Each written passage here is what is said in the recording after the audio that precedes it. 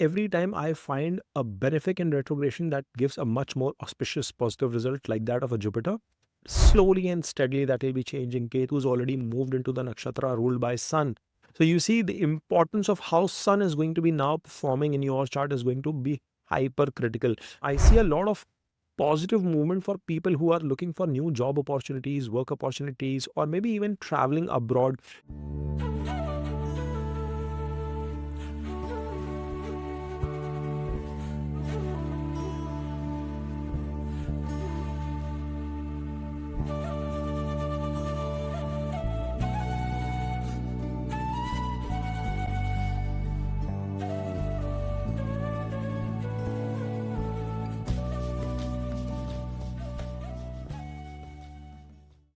Hi guys, welcome back to Dev Astrology. Today we are going to be doing the reading for your sign for the month of January 2025. We've done a detailed reading for all the signs, both moon as well as rising, and you can check out the annual predictions which are already posted a couple of weeks back on my channel video. So without further ado guys, you can get started with the key dates that are going to be coming into picture for the month of January. And you can watch this video both from a rising as well as moon sign perspective. So it gives you confidence to see the video in both perspectives.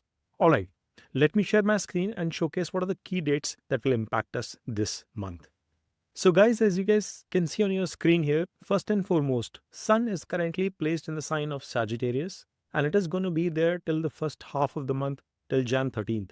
And then it will be going into the sign of Capricorn from Jan 14th onwards. Then you have Mercury, which is again placed in conjunction with Sun in the sign of Sagittarius itself, and it is going to be in this sign from Jan 4th, means it is going to be transiting from the sign of Scorpio for the first 3 days and then moving into the sign of Sagittarius from Jan 4th, and then it will be in Capricorn from Jan 24th onwards.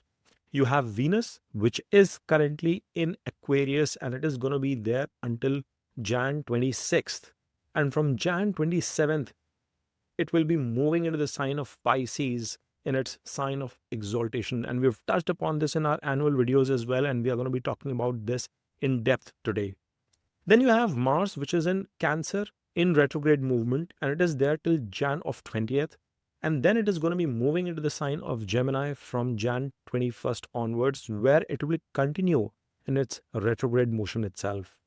You have Jupiter currently retrograde in the sign of Taurus in Rohini Nakshatra, which is ruled by Moon. So it is continuing in the sign of Taurus itself through the course of this month, with Saturn being in Aquarius in Purv Bhadrapada Nakshatra, which is the lord of Jupiter's sign. So it's going to be in Jupiter's sign now onwards itself in Aquarius.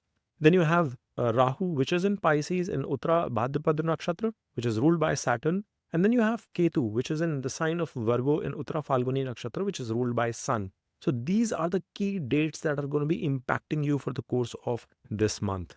So Geminis, as you guys can see on your screen here, you have Mars, which is currently sitting in debilitation and retrograde in your second house. It will be moving into your Lagna itself during the course of this month, in the last week or in the last third phase of this month.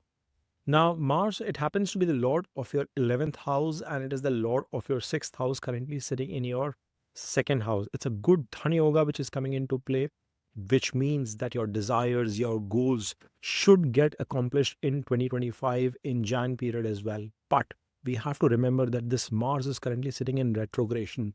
So I keep on repeating this fact, folks, that every time I find a benefic in retrogression that gives a much more auspicious positive result like that of a Jupiter.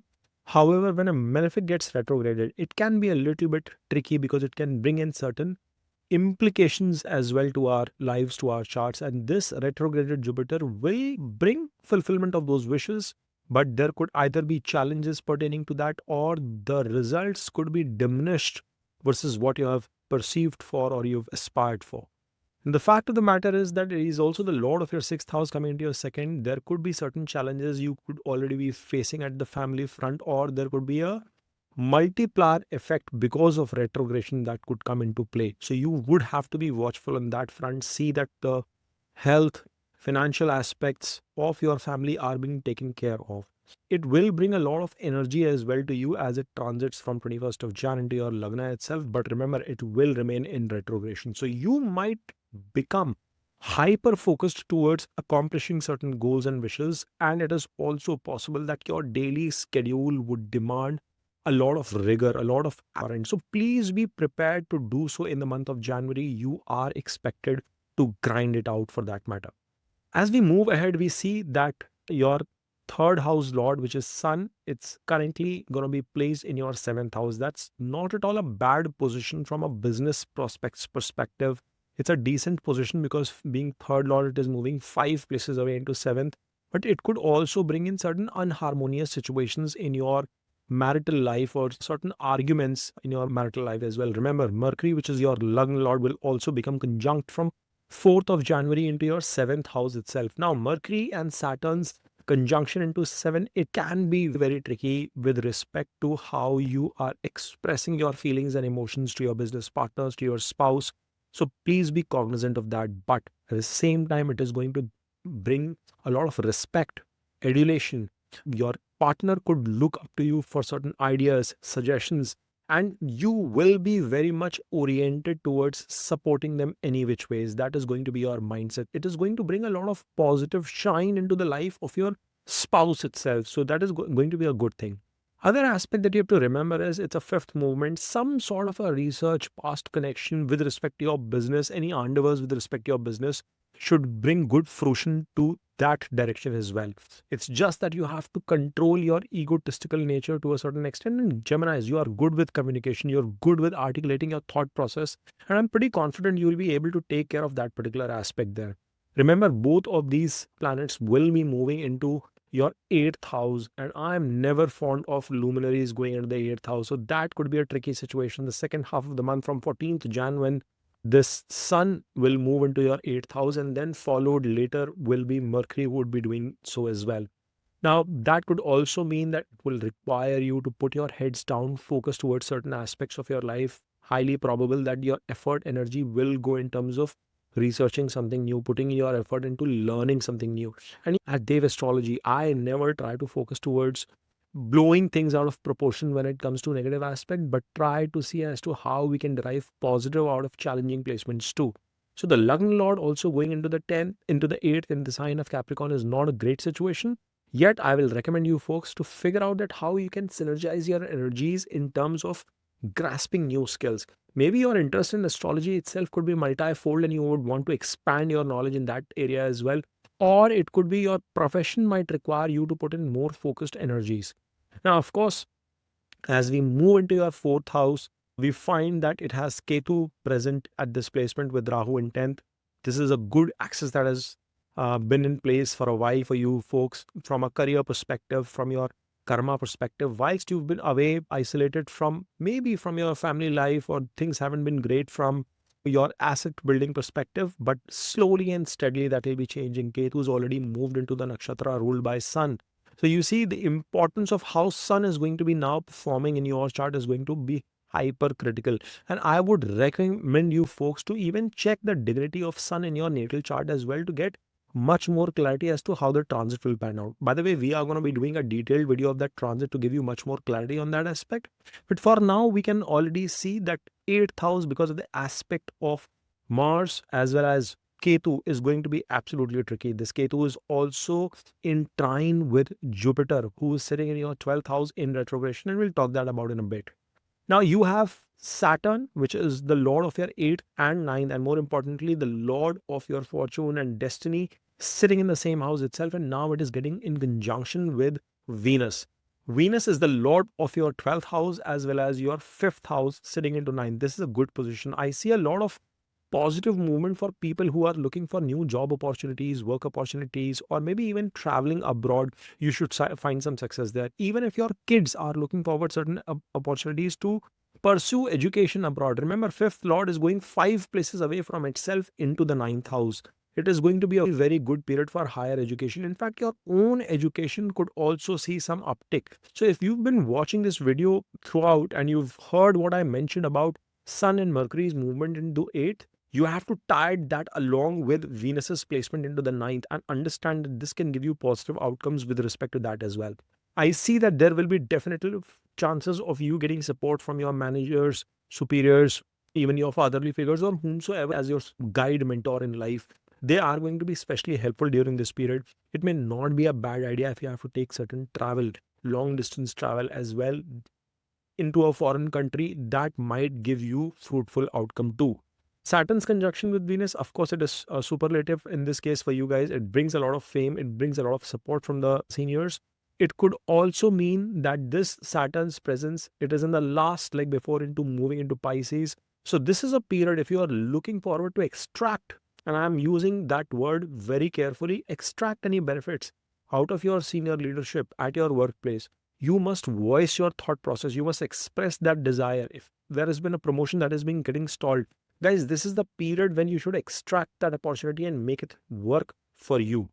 Now, Venus is going to be moving into the sign of Pisces in its sign of exaltation in the later part of the month, which is from 27th of Jan, where it will get conjunct with Rahu.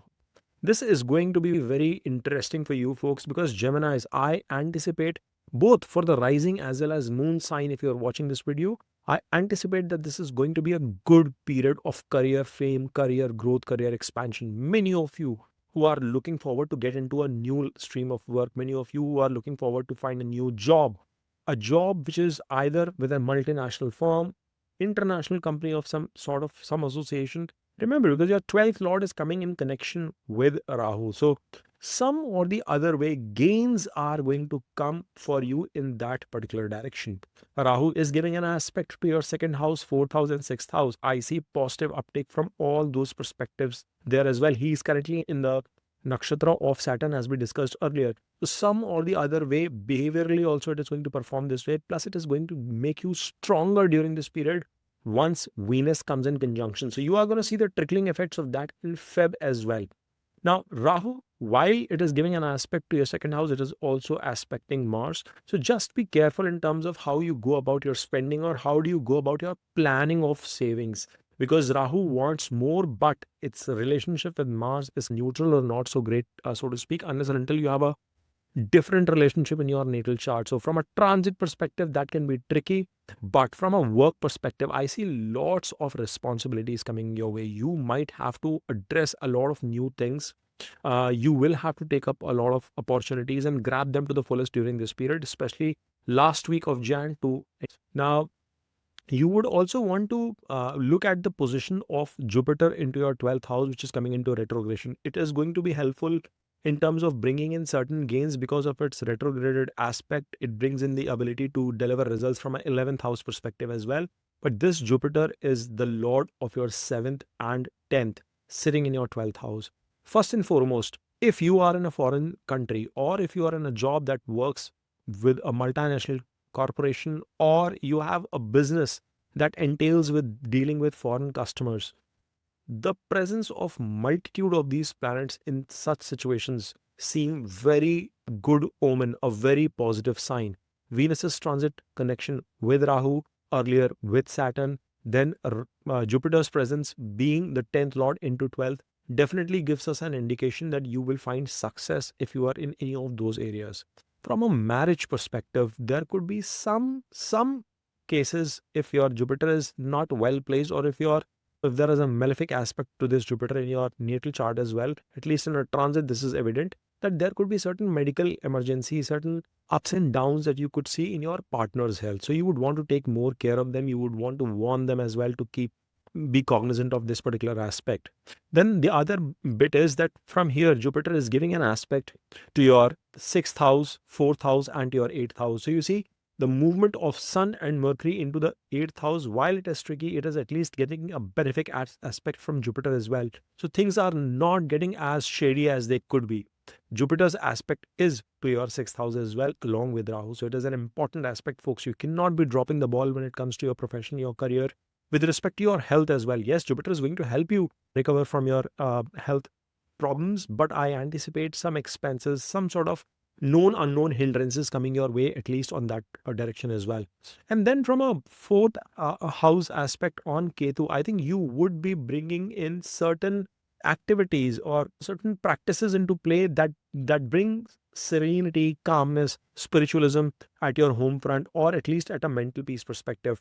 Ketu desires that. Good part is Ketu is under the check of this retrograded powerful Jupiter here. So that's a good aspect, good control it brings to the table. Last but not the least, folks, I would again urge you, Geminis, please make full use of this opportunity that is coming your way in 2025. It's going to be a superlatively great period for you to make sure that you create an impact from your work perspective, from your karma perspective. And when I say work karma, it just doesn't mean people who are employed or people who are running their businesses. If you are a homemaker, if you're a student, whatever phase and stage of life you are in, you are at a place where you are getting planetary support, cosmic support from the stars to align everything in the right direction for you. So just make it happen. Utilize this to the fullest. I hope you've enjoyed this reading, folks. If you have, then please smash on that like button, subscribe to Dev Astrology, and keep watching. Om Namah Shivaya.